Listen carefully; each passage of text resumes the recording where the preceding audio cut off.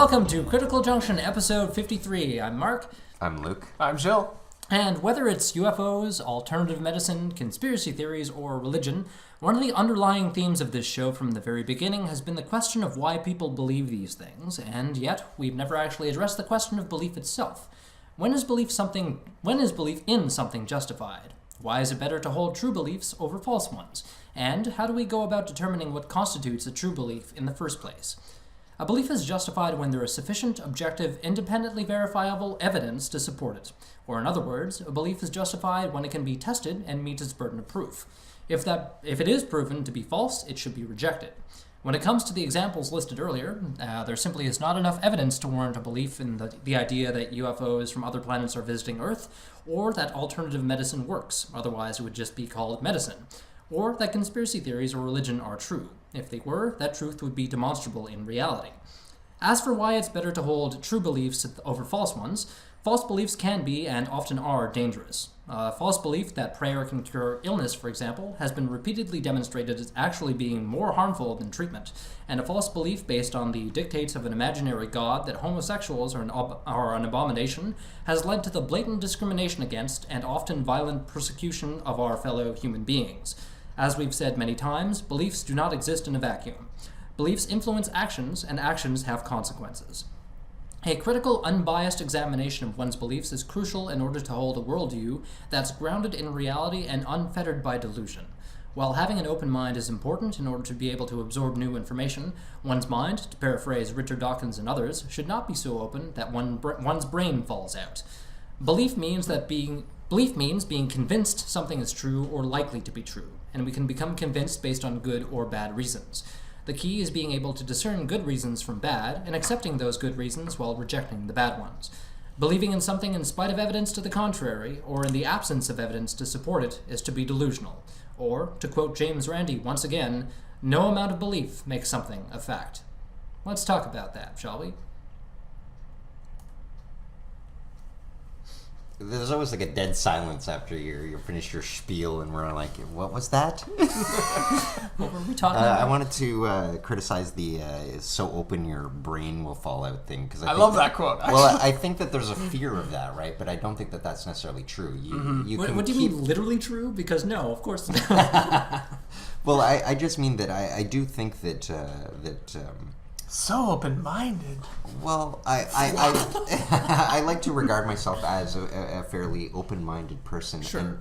And I don't think that I confront that fear, that it can be so open-minded that my brain falls out at the... But there is sort of a fear, I think, in openness, right? But I don't think that that's a fear that we should have. In a sense, I feel that is something that we can conquer. I think that good things can come from an openness. Well, of course. The idea is, like I said, to be open to new ideas, to be open to new information and possibilities. Right? Like an open mind does not mean that you're going to continue believing something. Well, that's the problem. To some people, it is. Some people's minds are so open that they readily accept any proposition, regardless of any evidence to the contrary. For some people, their being open-minded means foregoing sort of any kind of critical assessment of what's being absorbed, right? To me, this would be a combination of open and closed mind. They're open-minded, but then they close off to the possibility that they can't close. Well, okay, I want to give you a concrete example of what I mean by excessive open-mindedness. And this is like your horseshoe theory of open-mindedness. Okay, so the example I want to give is the first lecture that we saw at Paracon. Okay. That we half saw. I think we walked in and it was already happening. We came in at the beginning of it. And we also almost disregarded the entire thing just because of that. Well, but anyways, go on. Yeah, like she was so open-minded that she just readily accepted ideas of the notion that she's talking to angels and that she's having all these spirits follow her around without questioning her own beliefs. She's just, okay, I feel like this is happening, so therefore it's true. Right? It's the I think it's true, therefore it is. It's that open-mindedness to the extent where, like you said, Jill, you're not applying critical thinking to the thing you believe, and you just accept it as reality. Where in actual reality, there's nothing to support that belief. And that's what I mean by excessive open-mindedness. And a lot of people, a significant portion of people have that tendency to just accept things, and we see this in the New Age community, especially, right? It's like crystals can heal you or whatever, or I can manipulate energy a la Reiki. Right. You know, these unfounded assertions about how the universe operates that influences the rest of their actions throughout their lives. In a sense, what I'm going to suggest is that they then become closed-minded to the possibility that it's not true. Whereas if their mind were actually open, Right. and more open, then they would also be able to confront that as well. So open-minded to the point where they close their minds against criticism. That's right. Okay. So you have, in a sense, it's to not only be Against open-minded, skepticism. but to Skepticism. continue to be open-minded Right. and never close down and think that you've got it. Well, that's what I mean. Like, you should be open-minded, but that open-mindedness should also include the possibility that you could probably be wrong. Possibly Or be possibly wrong. be yeah, wrong. Yeah, sure, of course, yes. Yeah. So it's the closing off of that I could be wrong thing that really, really bothers me. And we see this in adherents of religion, proponents of religion, rather. It's what would change your mind? If you ask a theist or like an adamantly religious person, what would change your mind? You'll often get the response of, well, nothing, because they're that grounded in their blind faith or blind belief in their own religiosity that they're not willing to question it, and they just, regardless of the amount of evidence that you throw at them, they'll just cling to that belief. Yeah. And that's what I mean by bad reasons. Well, there I'm going to say the problem is the clinging itself.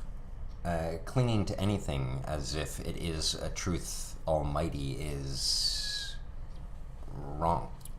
Yeah, I would agree with that. I mean, like, I felt wrong saying it was wrong, but you can accept something as being true if it's been demonstrated to be true in reality.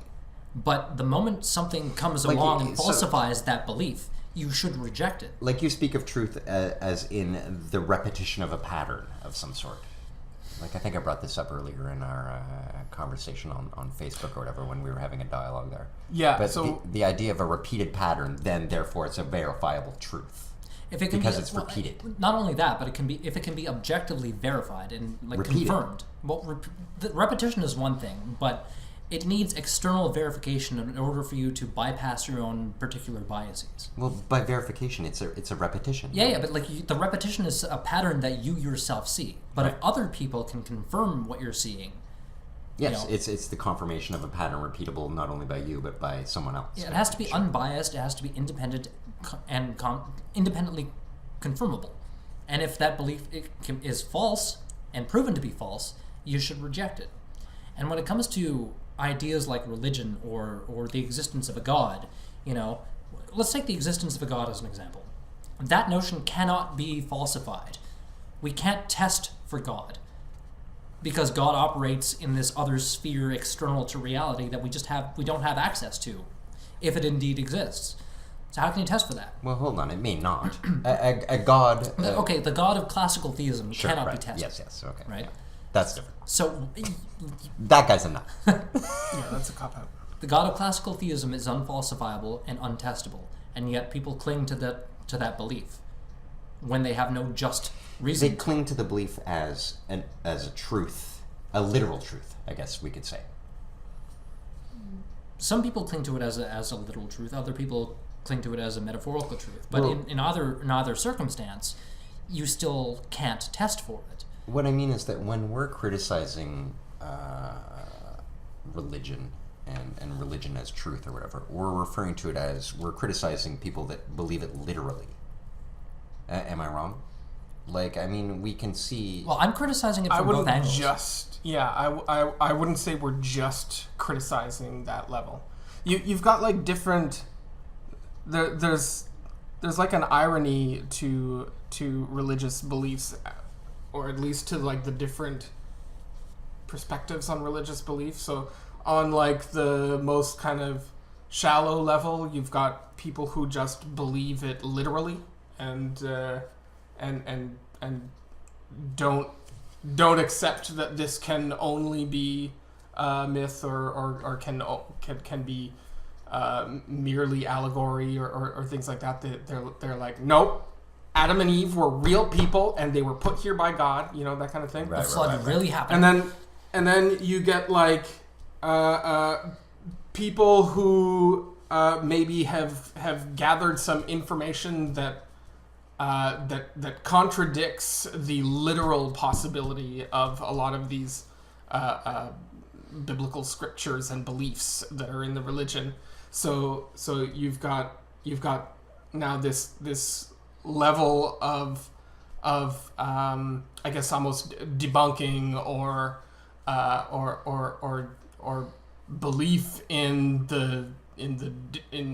disbelieving what the literalists are believing.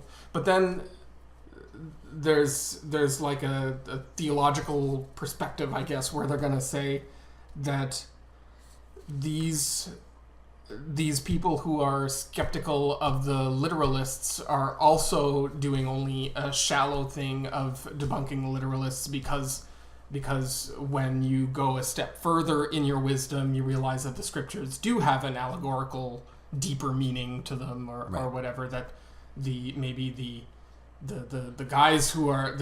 people who are just denouncing literalists and like the kind of people who are denouncing evangelicals for their literalism, they're also being maybe just a little bit less, but also shallow, and they're not addressing the sort of allegorical, mythical, deeper meaning of religion. So you've got like these three levels. So you've got belief, you've got positive belief, and then you got this reversal, and then you've got a reversal again with belief. So a spectrum of belief? Yeah, so you've got like a spectrum of belief, different levels of belief, like sort of a mundane kind of just believing something to be true because so the retards on the surface level. Are you bringing that back for real? The R sorry. Do we have to reference that now? Yeah. Talk about Highway to Heaven and how it was a Highway to Heaven episode and they used the word retard a lot? Okay. That's where that's coming from, ladies and gentlemen. You guys have to be sensitive. He's retarded. Well, okay, what do we think about the idea or this notion that, well, I believe it because it makes me feel good. Or I believe it because it brings me a sense of peace or happiness or whatever. So the crutch idea. The crutch idea. Sure. Right. And I think that it can be used as that, and that can be okay. Can it?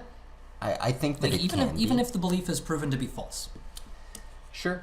In the sense of a crutch. It's used as a crutch to keep the person from collapsing. Yeah, I guess there's no way to know what is best. We don't know what's best. Like, I'm thinking of my mom after my dad's death, that type of thing, and her going, I believe in God, and I go, do you really? And then she gets upset and just goes, I just need to believe something, God damn it, you know what I mean? Well, my question to that would be, well, why do you need to believe it?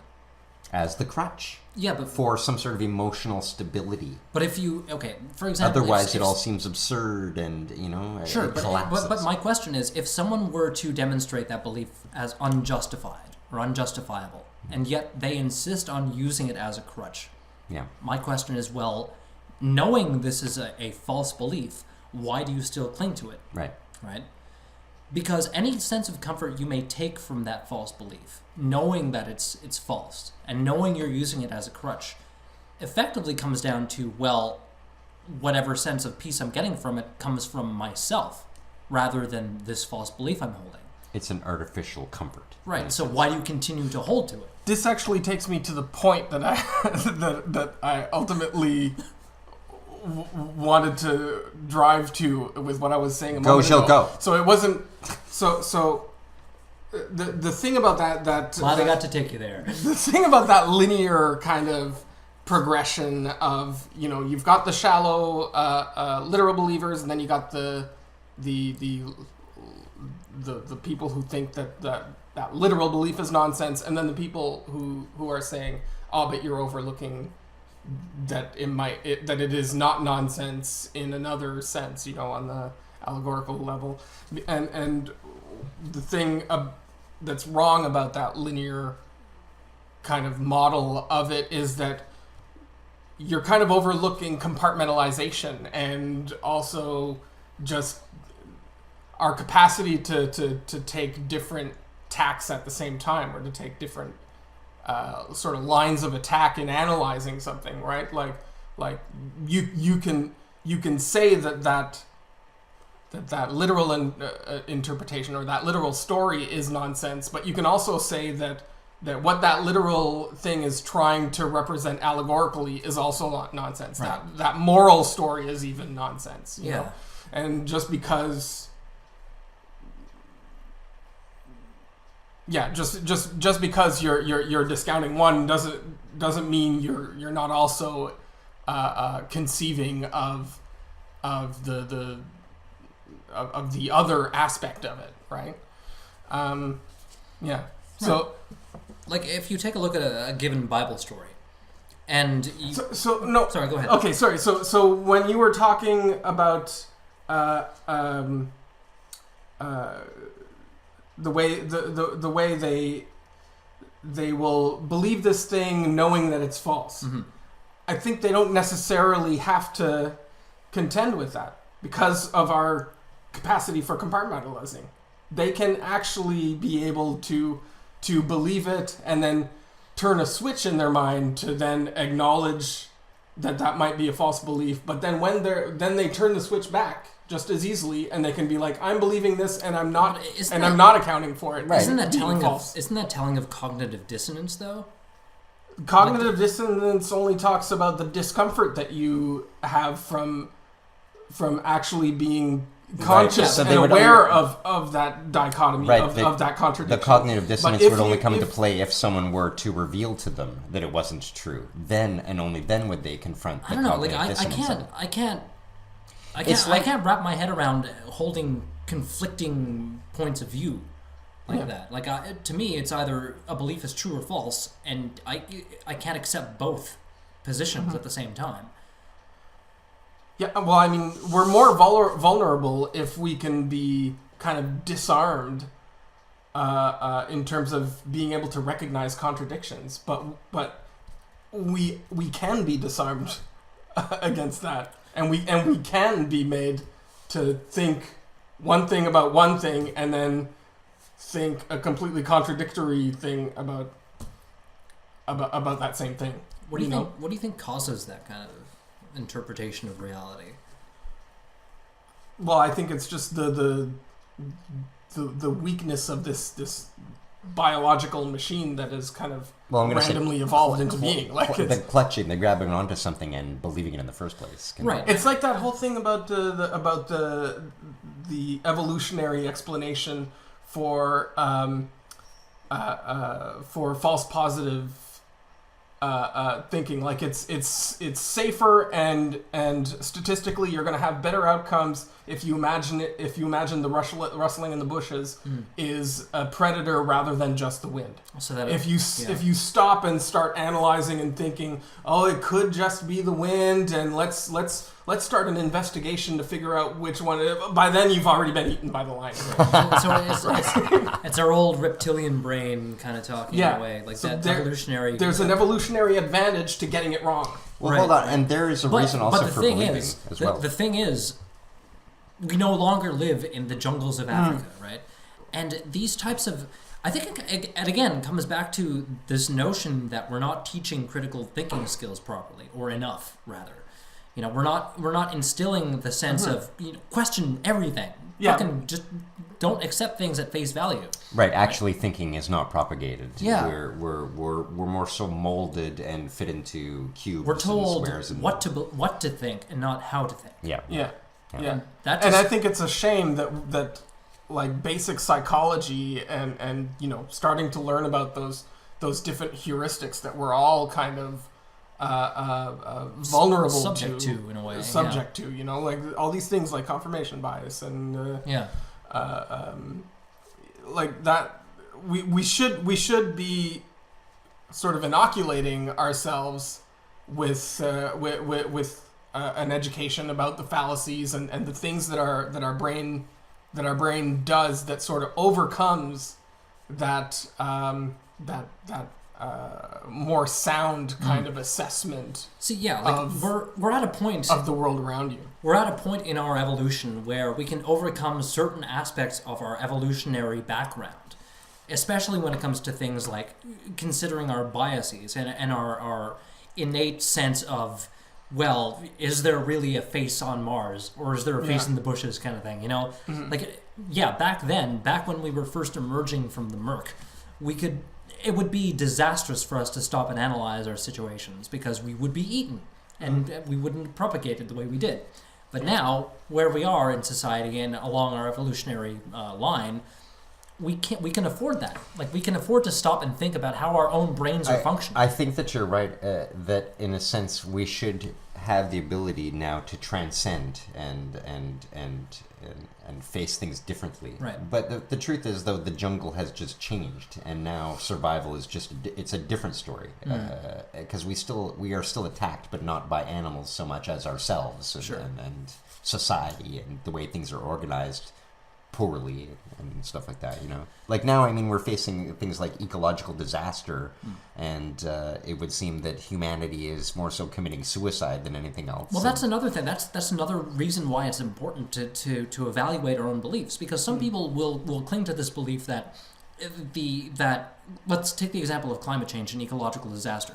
Some people will cling to the belief that this is this artificial conspiracy created by scientists to just for get money. more money. It's for money. Yeah, that's something people We all know scientists are the richest people in the world. Oh, yeah. Not the fucking industrial polluters who are farmers the and ones scientists pumping are out the trouble this of the garbage. world. It's Right. true. Denialists. But people will believe this, and Propaganda. they'll refuse to question that belief, and they'll just think it's a But giant you know, conspiracy. they're questioning it from their realm of thinking. They're not questioning it. That's the problem. But they can question it.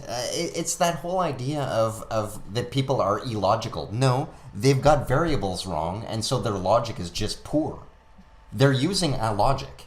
It's just a poor logic. It's a flawed logic. It's a flawed logic Right. based on belief and not what we would call knowledge, I Right. guess. Science. If we're using this map of science as being the spectrum of truth or possible and truth. that's what I'm talking about. It's the importance of evaluating your own epistemology to arrive at what you consider to be knowledge, right? If you have bad tools in your toolbox with which to evaluate the universe in which you live, you're going to make bad decisions because you believe things on bad evidence. You're bringing up a good point in the sense that we are poor tools. Well, no, it's these tools can be learned and honed. Sure. No. We But- are tools. But what I'm getting at is that we have not developed. We have I dulled. mean, us three specifically. We are tools. We are such fucking tools. Sorry. But I was thinking of one of my friends recently brought up this idea that in a sense, an animal is a better tool. Like We they're are more. animals. They're. I mean, like a dog or a cat. Okay. It's almost to say that they're more attuned to their senses than human beings are. Like human beings are very bogged down by their thoughts and beliefs, in the sense that we've dulled our toolness, like Our essential toolness. Like just I want to say sensuous, but I don't think that's the word I'm Okay, looking so for. I think he like means Our- intuition. Our Our sensation. environmentally Yeah. sensitive kind of aspect to Right, ourselves. like- Right? It's like just about sensitivity. sensing. our thoughts have dulled.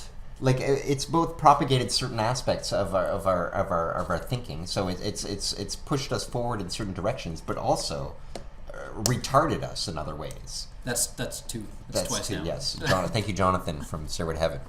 But do you know what I'm getting at?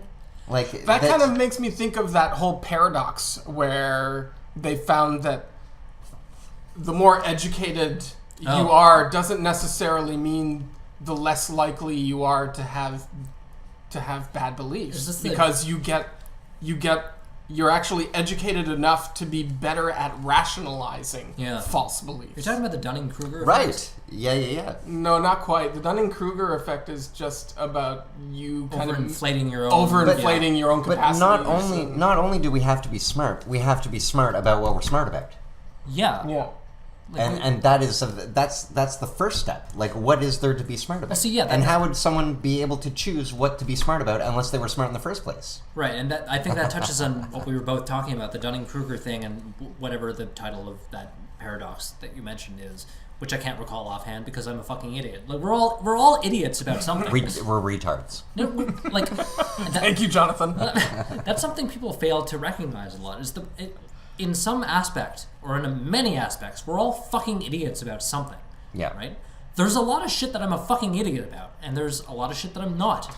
Well, and that's a very difficult thing to face in the moment, where you might think you're right, and then suddenly it occurs to you that you may be a retard. Yeah. The shock of being That's able 3, to... by the way.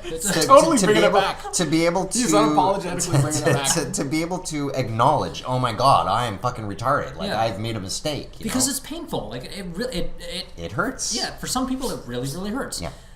I've been training myself consistently over the past... Training. I have been. I've been Pavloving myself over the past little while to Ring just... a bell, retarded. Yeah, I'm fucking retarded.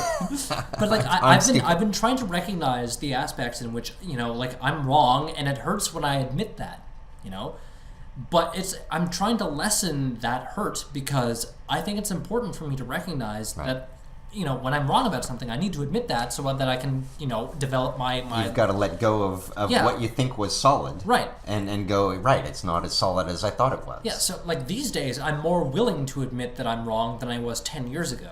Okay. Like, a decade Like you were more of a jerk 10 years ago? I was more of a jerk. I was more steadfastly adherent to my own beliefs. And I'm just like, nope, this is what I believe, and this is, I'm right about this. Yeah. But now, just because I've been trying to develop these faculties, I'm like, okay, I'm wrong about that. And it's a good thing that I'm wrong about that because now I can try to figure out the truth of a matter or a given proposition, right? And to me, that's really important. It's the admittance of being wrong in order to further your own self-development. And that's something a lot of people seem to be lacking in for some reason. That willingness to admit that they're wrong about a given proposition or a given position on topic X. Right. Like, I've been wrong about a lot of shit. I've been wrong about shit on this show. And whenever I discover... Can you mention some of those? Or I'm curious. But, like, no, not offhand. Not offhand. I can't think of any cases where I was wrong. Well, I was mostly right. But if it's pointed out to me that I've been wrong about something, I will admit it. Because I want to learn where I go wrong and how to correct that. And to me, that's really, really important. Socially, there's not necessarily more advantage, though, in having that faculty that you're talking about. Especially now with, like, social media and this call-out culture and shaming and all this kind of shit. Like, getting something wrong can actually ruin you if the right people decide to get behind making a thing out of that instance of wrongness. Yeah, because they're capitalizing on that. If you deviate from a position, you're a flip-flopper. And why should we trust you? Well, I find Jim Watson's really good at being a flip-flopper. He readily admits, like, whoops, I went off there, and I think that's a good readily thing. Switches things. It works for him. Yeah, not everybody can do it. Not everyone can just pull like off. Not everyone can pull off lying all the time. Yeah. Like some people. Like some presidents of some United States. Is that too obvious? No, I was just subtle enough.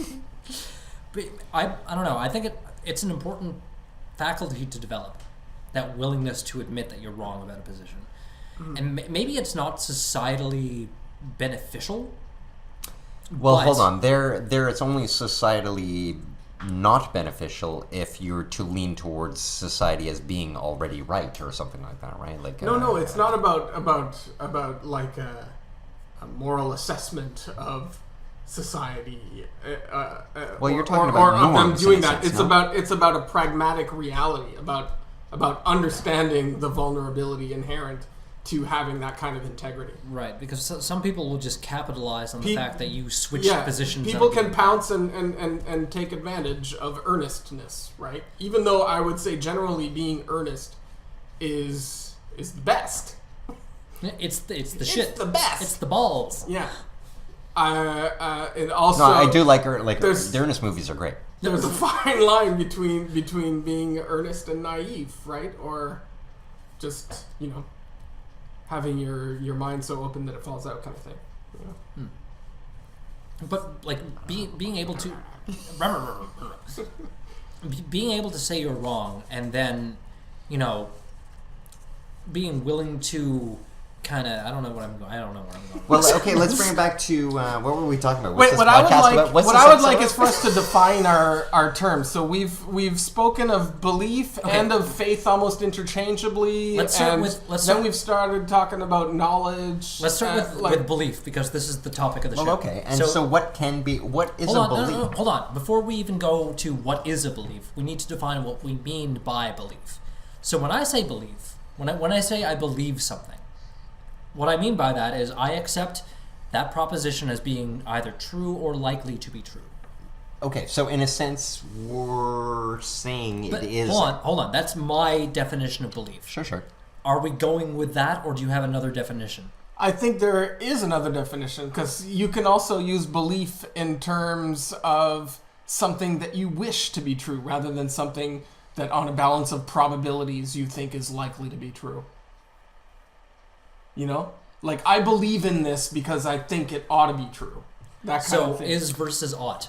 Do we tamper with... Can I ask, like, would we tamper? Like, I love your face and like... well, I'm a little bit disgusted. Come on. Yeah, you've got this disgusted, skeptical look on your face. So do we... Great for an audio podcast, by the way. Can you guys think of an example of that kind of belief that you have? Like... Personally, no. Something I wish were true? That you wish was true, but like, isn't necessarily... You know when you use the phrase to believe in something rather than to believe something? But I think those are two different things. Like, you have to believe in something... It's the same word. It's the same word, but they have two different meanings. It's the same 7 letters. Sure, but like, to believe in something. Like, to believe in, let's say, Santa Claus, or whatever. I don't know. I'm talking about or to let's say like believe in humanity or okay, let's go with that. You know to believe in humanity. Sure. That has a completely different meaning than I believe God exists. Right? What about just like believing in something or that wishful kind of believing in terms of like I have faith that that I will be successful, or I have faith that the sun's going to come up tomorrow, and that everything's going to be all right. That kind of thing. The one example. I believe everything's going to be all right. Something as simple as that. Okay, I believe everything will be all right. I want to take your example of I believe the sun will come up tomorrow morning, because that goes to my definition of belief, in that I accept something as true or likely to be true. I accept that the sun... I accept the truth. But that's what makes that one of the off-the-cuff examples not apt for the second definition. You're not talking about wishing? Like, I wish this were true? Like, I wish my relationship weren't collapsing right now? So like, are you... No, that's what I'm saying. I'm saying one of the definitions of belief does entail some kind of wish aspect. Okay. Yeah. Sure, but when I'm talking about belief, that's what I'm talking about. It's that I accept something as true or likely to be true. Because I don't necessarily think that the idea of this wishful thinking interpretation of belief can be applied to the conversation of belief that we're having now. So when people express a belief in a proposition... Okay, so then the belief that you want to talk about now is a belief that you want to cast in contrast to knowledge and... Yes. Faith. Right. Like some kind of middle ground between knowledge and faith? Sure. Yeah. Okay. Yeah. Because if we accept knowledge as... Or what's the difference between belief and faith, then? I think... I believe that... You're super serious. See, I don't know. Where's this going? Where's this going? I'm not really sure. Because I think a lot of people can make that equivocation of faith being equivalent to belief in a lot of respects, especially when it comes to religious belief, right? Right. Like, I have faith, I believe, I wish. Like, they are somewhat interchangeable sometimes. Right. So. Sure. But on the other hand, what you were saying before about sort of the things you know, you only know on a probabilistic kind of level, right? Did I say that? If you didn't, you should have. Like we've talked before in the show generally about Belief in UFOs and belief in... No, about like pure solipsism versus just accepting that you can be wrong about everything that you know or about any particular thing that you know. So certainty? Right? Certainty. Okay. Yeah. Right. So in that sense, all knowledge becomes all belief. knowledge on some level is almost identical to belief, because Yes. the thing about Yes. belief is that belief is something that you kind of hold in your mind as being true, even though you're lacking knowledge of it. See, okay, here's my distinction. So you believe it, but you don't know it. Well, You don't quite know it. Here's where I'm going with this thought. Knowledge is just a category of belief. It's an expression of certitude about a given belief. Right? When you say I know something, you're just expressing that you believe something to a higher extent To than the utmost. Okay. to a higher in that extent than you case- would say that then I believe it. So in that case, there's no such thing as knowledge nor faith. It's all just different I think levels of belief. It's a spectrum of belief. It's a spectrum of belief, yeah. Different categories of belief. Yeah. Okay. Yeah, Like in a because- sense, it's like because- shared belief would be the provable stuff, sort of thing. Sure, but like where I'm just to add to, hold on a second, just to You're just gonna to go like add mass to psychosis just to and add to cults. where I'm going on this. Is there Great anything? idea. Is there anything Let's you do it. Is there anything you know that you don't believe? Well, Is there I can't anything claim that I to know that I don't believe? No, yeah, absolutely not. So that's why I consider knowledge to just be an extension of belief. Right. You know, because like it's an expression of certitude about a given belief. Yeah. I like that in a sense we can agree that certainty in a sense doesn't actually exist. 100% certainty, I don't think can be arrived at for anything. It can't be arrived at in the Because sense that we knowledge are fallible beings. And knowledge- there's always a possibility of evidence coming to just dismiss right the like this knowledge that you thought this you idea had. that unless we know everything we can't be certain about anything. That's kind of a tautology, isn't it? What? What did you say? It was good. Shit, I missed it. What was it? It was unless we know everything, we can't be certain of anything. That's a total tautology. Yeah, No, how's In a that way, it is. Because, like, it's you a can- total tautology. No, you're wrong, Mark. Deal with it. I believe you're wrong. because you can hold a belief without, or you Like can, in your arms, like a baby. or you, I'm holding it. you can. Holding a I'm baby. raping it. My knowledge. raping What? it. You're raping my a baby? God. I meant to say rocking. I don't know why I said Oh, rocket. Okay, but you can hold a belief or say. I rape carrots. Stop it! Stop! I'm going somewhere here. Oh, dear God. Okay, can I boy. do my thing? Do your thing. Do your thing with the baby. Go. My baby thing. You can say you believe something, or you can say you know something without being certain about that thing. You don't necessarily have to have complete and absolute certainty about it to say that you believe it or you know it, right? Well, to say you know something, you have to have certainty. I mean, you can say whatever you want. It's not going to be true. You can say whatever you want. It's not going to be. Yeah. Yeah, certainty is also independent of truth, right? Yes. Like, certainty is a state of mind. Yeah. Yeah. Right. Yeah. And Just because you're certain about something doesn't necessarily make that thing of which you're certain true. Yeah. Right. doesn't make it certain. Well. Yeah, you might have just- you misplaced. just believe it's you're total. It's totally plausible to misplace your certainty. Yeah, absolutely. Yeah. I'm certain we've all held things that we were certain about that later turned out to be false. You know? Right. Yeah, it could be anything. Like I let's say, like for example, I was certain about details of a story that my sister had told me a few years ago, but then last month when I told this story to both my mother and my sister, who were both present for this story, I got everything wrong. Oh, yeah. Yeah, like I was just wrong all over across the board about. How do you know they weren't wrong together? Because they confirmed each other's stories. Mass psychosis. Mass psychosis, yeah. Yeah, like I was absolutely certain that detail X about the story. Hold on. You couldn't have been absolutely certain.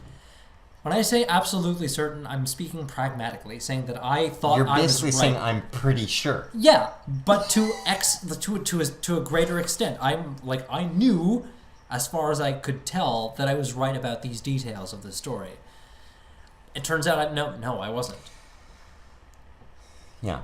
So yeah, like certainty is a state of mind. It's not a state of mind. No. Sure. No. What? It's just a label that we put on a state of mind that isn't certain. Like it's like saying I don't know, but I was going to bring up the idea of it's a state need. of mind then. It's a state. Okay, it's a state of mind, but it's not to say it's a certain state of mind. Like it's a label that we put on a state of mind that thinks it's certain. I'm not really. But it's not. It's not certain. Like certain, I mean, it is. It is correct. You mean certain in terms of you're mean, absolute in your belief that this thing is true, and it also happens to actually be true. That's right. Okay. Like it's certain is a state of mind, but it's not. It doesn't mean that it's certain. It's just a state of mind, but it's not. It's not certain. Mm-hmm. Doesn't that just kind of back up? I think this is just a semantic problem here. Yeah. Well, I mean, most problems are usually. Right. There are no problems. Do you believe that? I believe that. There are no problems. Everything is. It's just a state of mind. Everything is determined by language. Well, within language, it's all determined within language. By language. Can you think without language? Would it be thought? Can you think without language? That's a really interesting question. It's an old one. Well, yeah. I didn't come up with it. Would it be thought? Like, what is thought? Well, of course it would be thought. I mean, like, if you accept thought as being processes which occur within the mind, then yes. I think it is possible to Isn't dreaming a kind of thinking? Yes. And you're not using language in your dreams necessarily. That's not. You're not envisioning true. yourself It is flying a around the language. room or whatever. I would suggest that Lacan would thinking in suggest words. it's structured like a language. I would argue that it's a type of subconscious language that your brain is trying to use in order to communicate. The language of dreams. The language of dreams. Yeah, it is still a language, though. I would suggest. It's a kind of. I think it would be a kind of language. Jung, yeah. Yeah. Your brain is trying to communicate these things that it's been processing throughout the day, and this subconscious whatever. What if it's just Dadaist kind of recombining of things that you've absorbed through your senses, like? Well, it could and it be. has no meaning images. I often think that the dreams are sort Can't of something like just be? Sometimes a cigar is just. Can't things just be? Can't things just be, guys? Can't things just be? Fuck. Can't things just Without us thinking about them? Jesus God! fucking Christ! Well, then what would be the point of the show? Well, nothing. There's no point to this show. There really Ladies and is. gentlemen, no Is there a point to point this to show. Wait a minute, have you been going on the assumption there's a point to this show? Because you're wrong. Have You I just been- believe I've that. been assuming people listen to what we're saying this whole time for 53 episodes. So what I was thinking about in terms of coming around to this episode here, I was thinking what belief do I have, you know? And I don't know. Like, there's these, what I'm going to call auto-beliefs, the beliefs that we just already have. Like, for example, presuppositions. the repetition of the patterns that have occurred so far. What happened yesterday, we assume will happen today. The sun will rise. I will wake up and I will step out of bed. You know, I believe I will do that. Yeah. So it's like the unconscious ones that are just occurring. Sure, but those unconscious ones are rooted in the fact that, based on all the available evidence, would tend to suggest that this will happen again. Like what? Yes, but what I'm suggesting is that there's no proactive. I'm setting forth to believe in these things. I'm just saying they're the auto beliefs. No. So they're presuppositions about reality. Yeah. Okay. Yeah. But you can do that thing. What do you can. mean? That thing of intentional believing. Really? Can you? Sure. That's what I'm hold on. Yes, Just a second. Because this is pretty interesting. Hold on. I'm interested in it too. Okay, so I invite you to believe that you can flap your wings and fly. Can you believe that? Like, can you set forth the beliefs? I think I can manipulate my mind into believing it. So go ahead and fucking do it. Yeah, okay. And I can manipulate my mind into also failing and breaking myself. Right? like it's what you were saying about certainty. Like I can hold the belief. That doesn't necessarily mean that the belief is true. Yeah, but then Right. again, like, But I can make my mind believe it.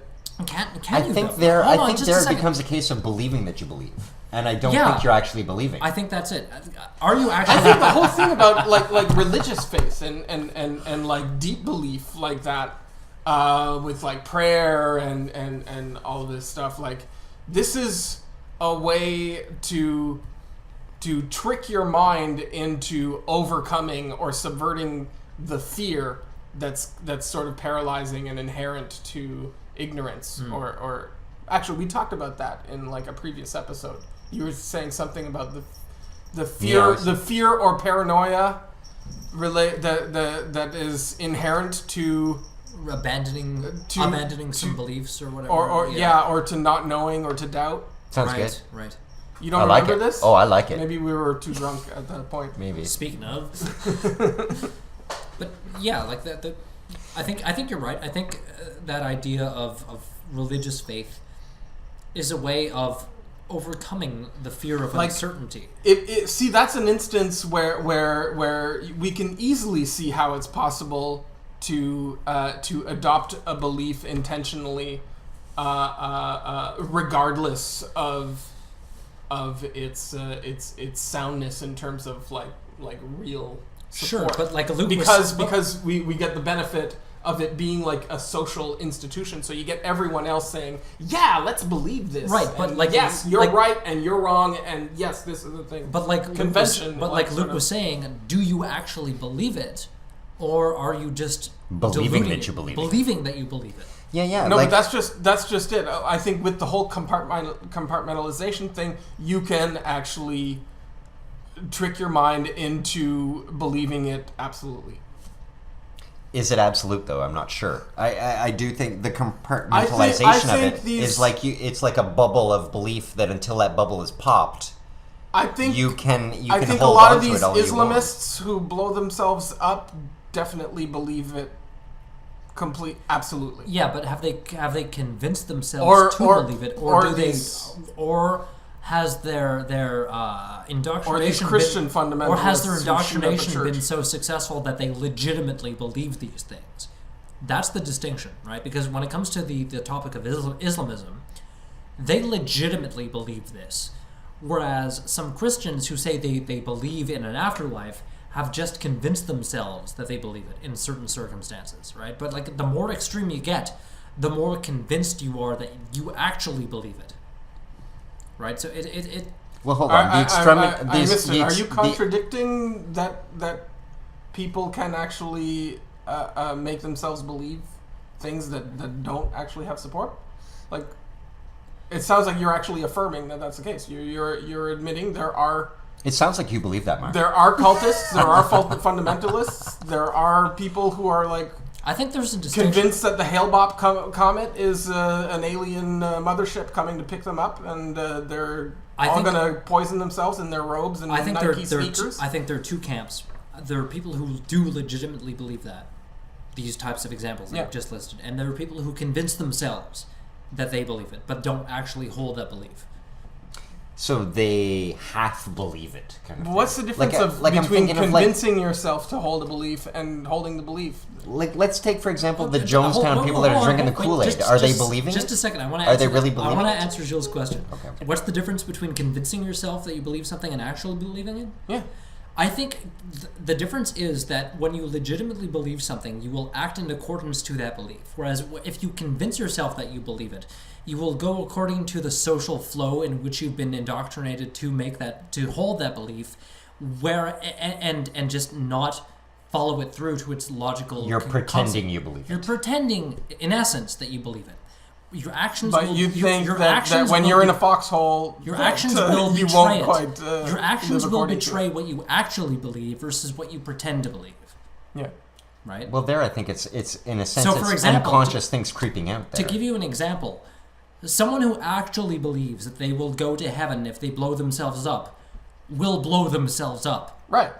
Whereas someone who convinces themselves that they will go to heaven if they blow themselves up will withdraw at the last minute and not do that because they have stronger pull to self-preservation. I would say that's just semantics. You're just talking about someone who hasn't actually convinced themselves. Well, because I think convincing themselves can be done to varying degrees of soundness, right, or of completeness.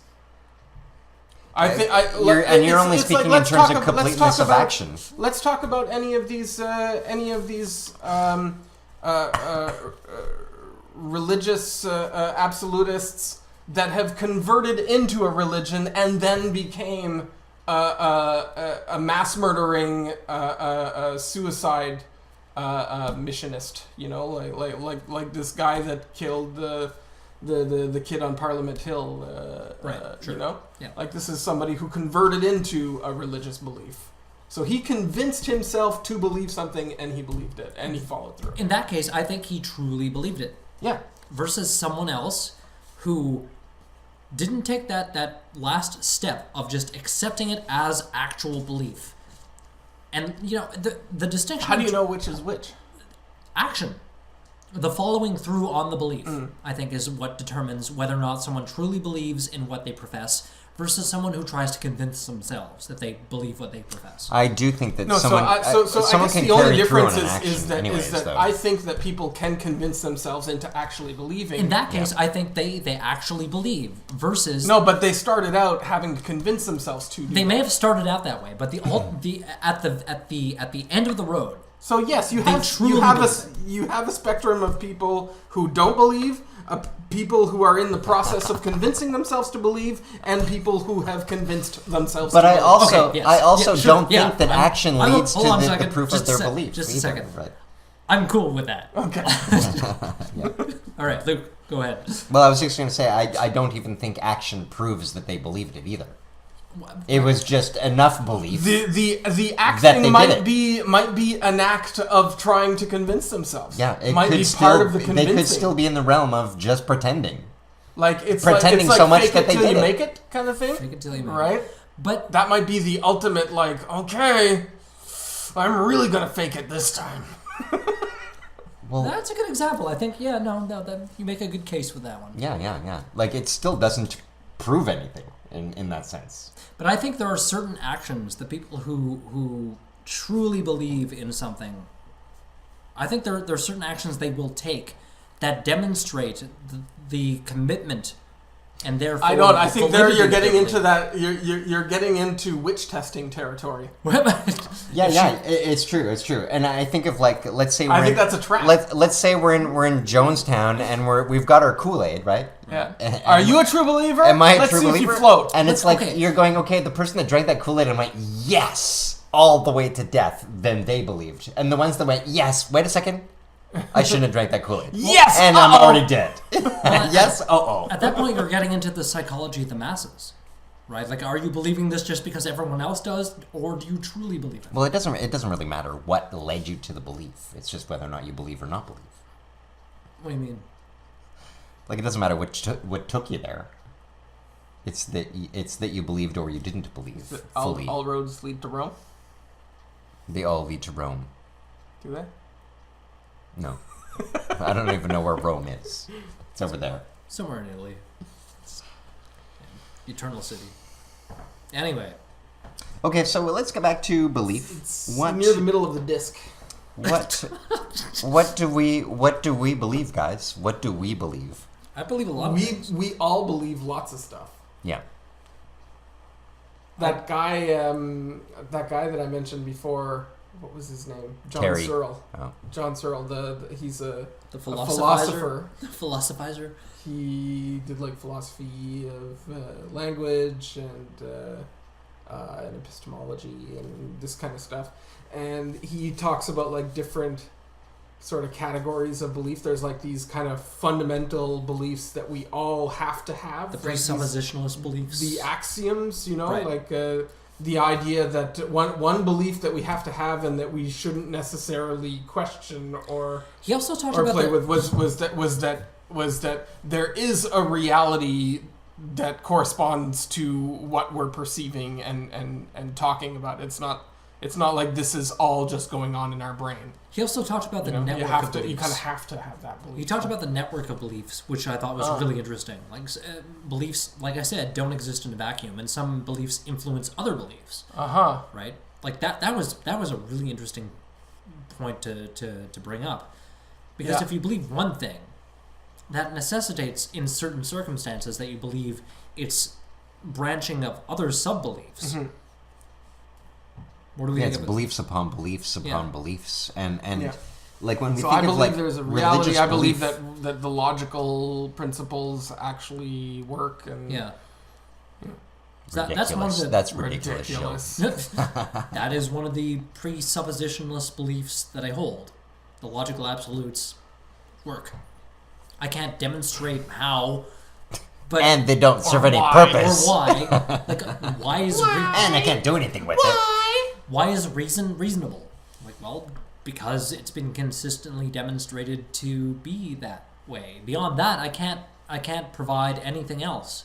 You know, that the logical absolutes, you know, the law of non-contradiction, the law of identity, and the law of I can never get the fucking third one right. non-contradiction. Non-contradiction, identity, and excluded middle. There it is. There you go. Those work. I don't know why, but they do.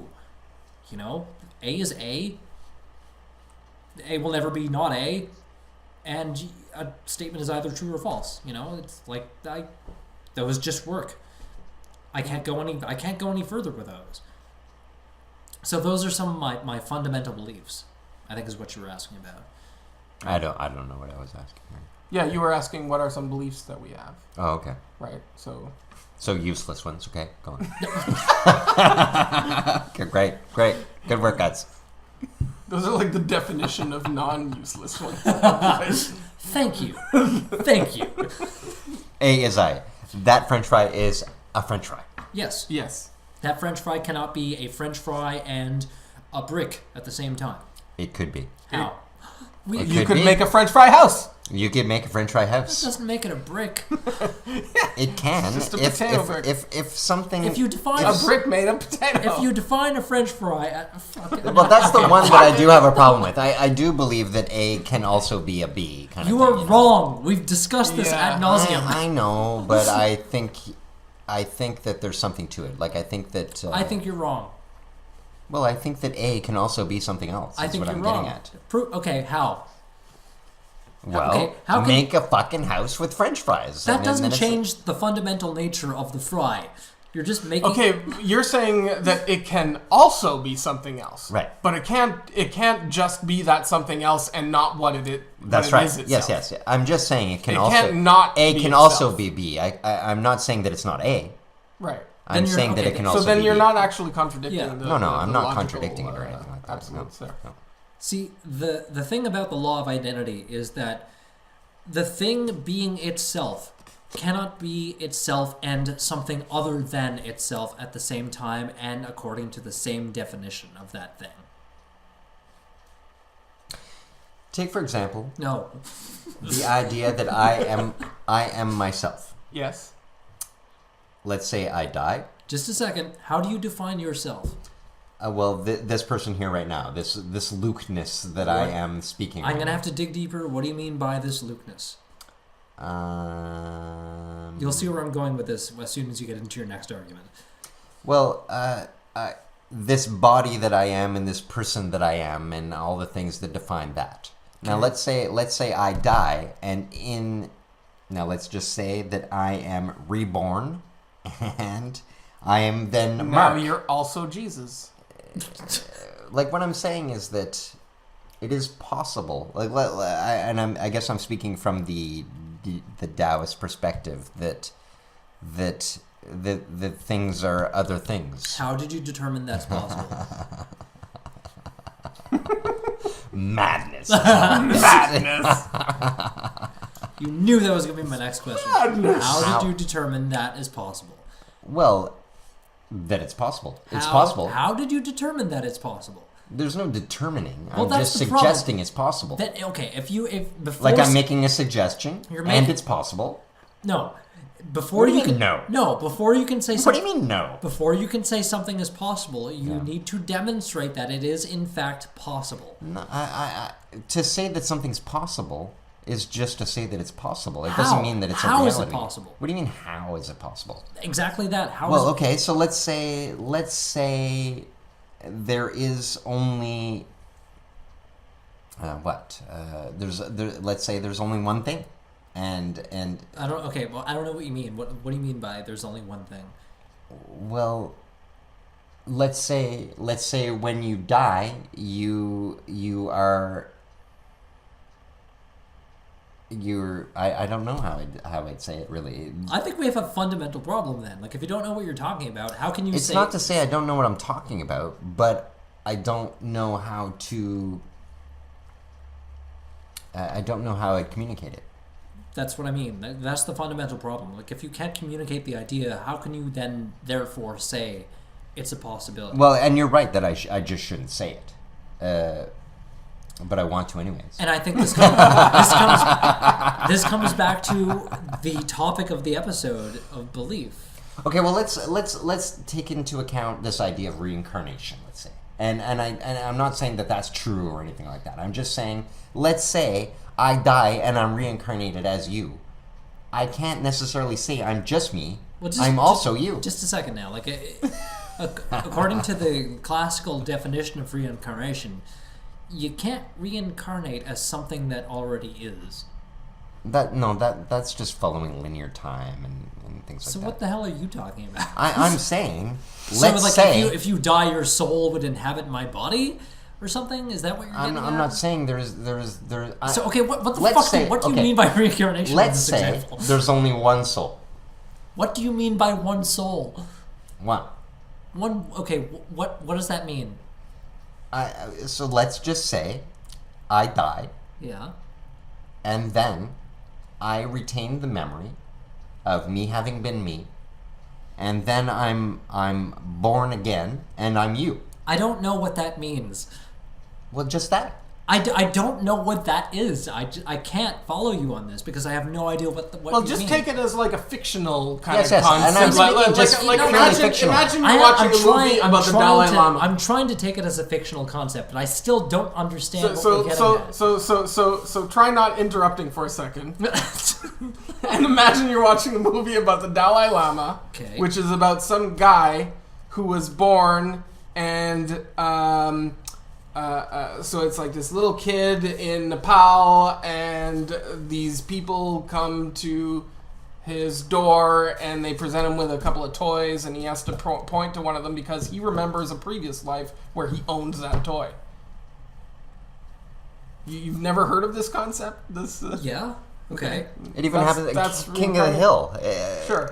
Little Bobby, is that Yeah. the kid's name? Bobby. He's a Dalai Lama on King Right. of the Hill kind of thing, and he I saw that identifies. Yeah, it was a good I episode. saw that one. So Luke dies. Yeah. I die. You die. My body, Your this body person dies. here that talks, Right. dies. Sure. Yeah. And then I'm reborn, and I'm you.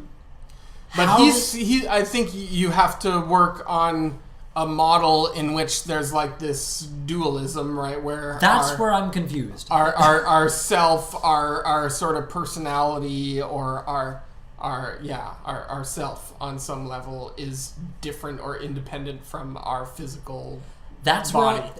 That's where I have the difficulty, because as far as we know, what we identify the self is intrinsically linked to our physicality. And there's nothing outside that. Once our physical body dies, our brain functions cease, Yeah. and that's it. Right. There is no longer a self of which to speak. Hmm.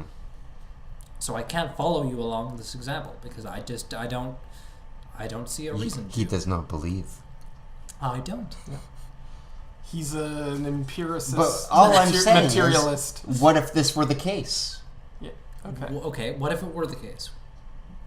Then I'm saying that A would also be B.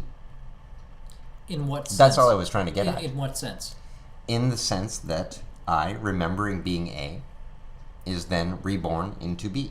But objectively, would I still not then still be just myself? would still be B. I would still be myself but with your added memories and experience and whatnot. Sure. And there's so no longer because A would still be because A and B would still You be would be B. Jadzia Dax. I would be Jadzia Dex because there's What no is that? longer an That's from Star Trek. there would no It's longer not- be an objective Luke to differentiate. Well, and that is correct also. So I would still be me. In a sense, A would still equal A. yeah. A would still equal A, and B would be B, but B would also include A. B, in a sense, would be AB. No, am I wrong? I don't know. I don't know what to say anymore. I think you've effectively broken my brain. Does Well, not good. compute. It needs to be. Dividing by 0. That was a fun tangent. Yeah. No, Was it? actually, that was really fun. I really yeah? enjoyed that. It was cool. Okay. Okay. Okay. Okay. Final thoughts on the issue of belief. I know you usually don't like having final thoughts, Luke, but No, let's I start- don't have final thoughts. Belief, it happens. Could that be our next? That's our next T-shirt. Belief. It happens. No, but it's true though. Belief It's hard happens. to avoid. I like this equating belief with shit. Actually, that's I great. do like it. That's our next shirt. Belief happens. Belief happens. My final thought is that my favorite contestants on American Idol are the ones that that say that they deserve to participate in the competition and they deserve to win it because they believe the most. Yeah. we should do a podcast on deserve. Yeah. What's Their belief in deserve? themselves and their wanting it more than anybody else is what makes Oh, wanting them creates, deserve. Wanting. Wanting to win. creates deserve. Wanting creates deserve. I like that. Yeah. I like that. Definitely not, I don't know, maybe musical talent and ability? How about honing the skill? Singing? Maybe skill? Would that have anything to do with it? I like that. That's Well, really- skill is determined by the collective in a sense, right? Like Yeah, you can is go, it? I am skilled, and then other people go, no, man, you're not. Okay, yeah. So it has to be a collective thing, right? Skill. Like, Mm-hmm. no, we've decided you're skilled. That John Searle guy actually also talks about That guy. John Well, Searle for guy. example, Mark, you've written a book, you've written a novel, and you could go, I'm a writer. And we read it and go, you know, Mark, no. No, hold on. No, hold you're on. not. I can say I'm a writer. Doesn't mean I'm a good one. Right, yeah. Same as you can say I'm a singer. Doesn't mean you're good. And it doesn't mean that other people appreciate or understand what good is. And I think that as goes well. back to what you're saying about the collective thing, right? Like it ultimately comes back to, well, does the rest of the writing community or singing community think that you are good or are a writer or are a singer? So I don't. Maybe you're right. Maybe I don't know. Maybe. You can never know. Can never tell with these things. As for myself, belief is weird. We hold belief. Everyone holds a belief about something. Yeah, It's- yeah. It's whether or not that belief is justifiable, right? Or needs to be justified. I think every belief needs to be justified. Well, I believe it's every usually belief not. needs to It's be usually not confronted with justification. Like, I believe the sun will rise tomorrow. I usually don't have to deal with any justification of Sure, it. you know? I think the Are your beliefs shaped by the real world, or do your beliefs shape the real world? that's my final thought. I'm going with that one. And That's both. it. Yeah, all of those. That's thank you for expressing my final thought for me. I'm going with that one. This has been Critical Junction episode 53. I'm Mark. I'm still Luke, I guess. I believe you're Luke. I believe I'm Luke. And I'm Luke plus B. No. No. yeah. It's good. As always, thanks for listening. And until next time, keep thinking critically.